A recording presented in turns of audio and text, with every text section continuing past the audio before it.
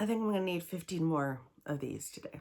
Good morning, everyone. At least it's morning where I am at this moment in time. We're here to talk about my February TBR. As you guys know, I just got a little puppy named Winnie. I will insert a clip of her here. She is beautiful and so sweet and like full of the dickens and just the perfect pet. Nora is in love with her. If you haven't seen my video where I share with you that I got a new dog, a little vlog that I did for you guys, I'll link that in the description box below so you can go and see her in all of her glory. As a result of having a toddler and a new puppy, I'm a little bit tired. Nothing I can't handle. Truthfully, I'm tired because Nora keeps waking up early in the morning getting excited about the puppy. So, like, this is just going to be life for a little while until she calms down. Oh, I should also update you guys. In that video, I lost my new Kobo. Barry got me a Kobo for Christmas, and I lost it when I was at Kitchener getting little Winnie. Left it at the hotel. I don't even know what I was thinking. But they found it. So I have to contact UPS today and do all of that and get it back. But such good news. I'm so happy that they found it because I just got it just like 5 seconds ago, practically. All right. That's enough of my ramble. 2 minutes in, just rambling. We are going to dive into what I would like to read in February. Also, apologize if I sound a little snuffly. It's because I am a little snuffly.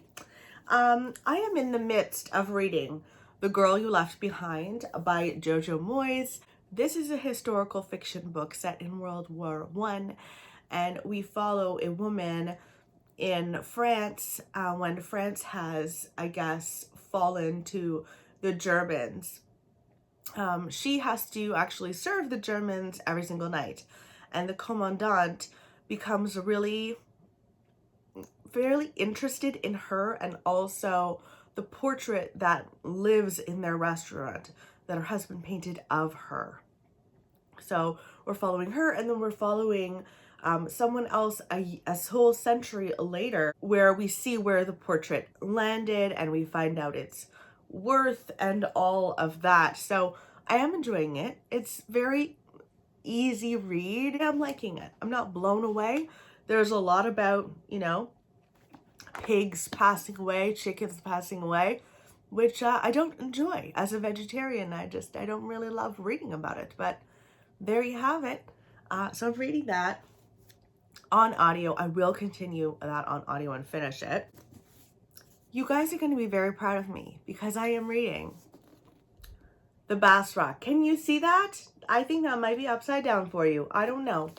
I'm reading The Bass Rock. I'm only just over 100 pages in, but the writing is incredible. I had this on every single TBR last year, it feels like, and I'm finally doing it. Yes, it's on this TBR as well, but I'm in the midst of it. So it's not like the others, I would say. It's really not. And I'm actually hoping to get a good dent of it in today as well. So The Bass Rock follows 3 women in history during 3 different periods. We follow a woman who is being accused of being a witch, and she's fleeing for her life. We also follow a woman, I believe it's just after World War II, has married a new man, and she's trying to get accustomed to the new home and having a hard time of it. And then we follow a woman in present day who is going through her grandmother's belongings in her home and tidying and sorting through after her grandmother has passed away. So I am really enjoying it. The writing is fantastic. So, all right, I'm so glad that I'm finally reading that. For my book club, if you don't know, you probably do, I have a little book club over on Patreon. Every month I give them a prompt to choose from, and then they choose the prompt. And then I give them 2 books to choose from for the next month. So February's theme, they chose like the interrogation room, which I thought was a really fun prompt. And I have 2 books that they're currently deciding on. as I'm filming this. It might already be chosen when this goes up. I'm not sure. If not, in any case, I will post a link to my Patreon below, and you're always welcome to join us. So we could read Dolores Claiborne by Stephen King or The Polished Hoe by Austin Clarke. So this is about the death of a woman named Vera Donovan. She is an incredibly wealthy woman in this small-ish town, and everyone is very shocked by this death, and people believe that she did not die of natural causes, and all eyes turn to Vera's housekeeper and caretaker, Dolores Claiborne. And so Dolores is sitting down with the police and telling her side of the story, and it says that if this is truly to be the day of Dolores Claiborne's reckoning, she has a few things of her own that she'd like to get off of her chest. And I think we watch her do that, and it sounds like a lot of fun. So they're choosing between Dolores Claiborne and then also The Polished Hoe by Austin Clarke. This won the Giller Prize, which is Canadian. So this takes place in the 30s and 40s, set in the post-colonial West Island, Indian island of Bimshire. And we follow a woman named Mary Matilda, and she calls the police and says, I have murdered someone. I have murdered my boss, essentially. She worked at a sugar plantation for, I think, over the span of 30 years, and she killed the manager there. Now, over that span of time, she ended up becoming this man's mistress. It was well known, like everyone knew about it. And this is her story, and she is telling her story to a sergeant who she has actually known her entire life and who has secretly, like, loved her his entire life. It sounds really amazing. My sister has only spoken amazing things about this, and it's been on my shelves for a long time. So we could read that as well. I would be up for either, of course. And now I wanted to share with you the books on my shelves that I'd like to try to prioritize this month. I'd really like to get more into the Lars Kepler series. This is the 5th of the series, called Stalker. In this book, Junalina, who is the main detective, is trying to track down a killer who has been sending videos of people in their everyday lives, and then that same person being killed or soon after them being killed. So at first they receive a woman in her home. Hours later, they discover her mutilated body. And then it's like repeated over and over again with multiple victims. Again, it sounds like fun to me, even though it's gore and death and madness. That's my jam. So I'd love to read this. A series that I'd like to start, that I'm a little nervous to start because it's a huge book and a huge series, and slightly out of my wheelhouse, is Leviathan Wakes by James S.A. Corey.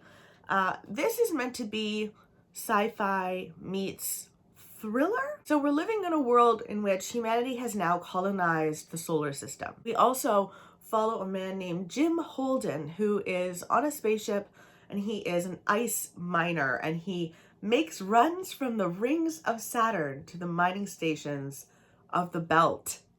While he is on ship, he discovers a ship that has been abandoned, and on this ship there is a thing or person or something, some sort of secretive thing is found that people would actually kill to possess. And then we also follow a detective, Detective Miller, who is looking for a girl somewhere in the universe. She has gone missing. I don't know if she was taken or what have you. And there's two storylines collide. I've only heard really good things about this, and I feel like if I'm gonna go for a science fiction series, this sounds more up my street or alley or what have you than anything else I've heard of. And there are a lot in the series, and they're all chunkers like this. How big is this thing? Oh, you know what? It's only around 500. Not so bad. Not so bad after all. And then I have several books here that I want to get started on. These are from my 2022 TBR that I'd really love to get into. First up is Beloved by Toni Morrison. Now, I want to listen to this on audio because Toni Morrison reads this aloud. And I've heard that she is a beautiful narrator, so I want to experience that if I can. So this is about a woman named Seth. She is a woman who has escaped slavery. Now, she's escaped slavery, but she has had to leave her dead child behind. Her child died with her in slavery, and she is a nameless baby that has a tombstone engraved with a single word, beloved. And this child of hers kind of haunts her to this very day, and it sounds so sad, but I think I'm ready to read something like this finally. For a long time I wasn't ready to read anything like this because of my miscarriage, and that's not even like having a child and then losing a child. So anyway, I think I'm ready. So I'd love to read Beloved this February. Another child-related book.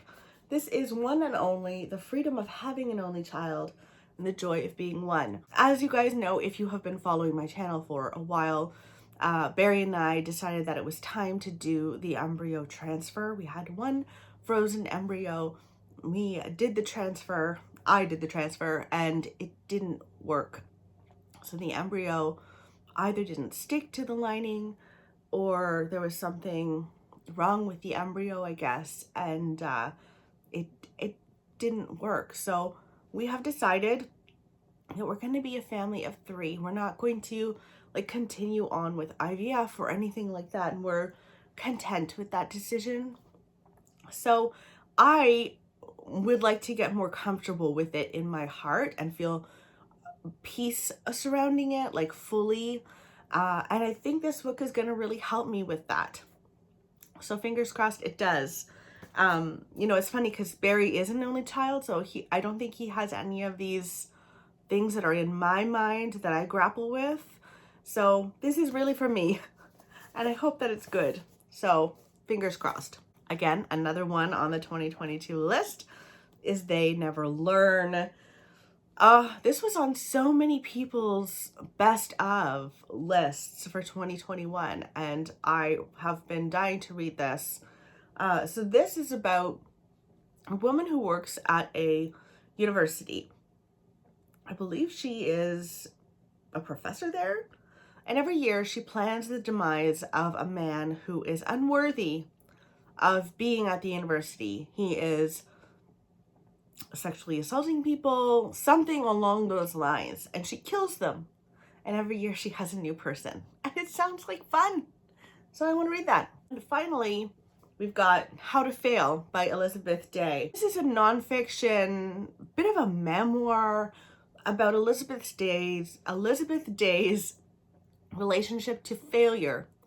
And she explores the concept of failure and how it can like really rob you of joy when you approach it a certain way. So it says, failure is not what defines us, rather it is how we respond to it that shapes us as individuals. And I think I have a lot to learn from this. So I'd love to read that. And those are all the books, guys, that I want to read in February. Let me know in the comments below if you have anything that is standing out to you that you would like to get to.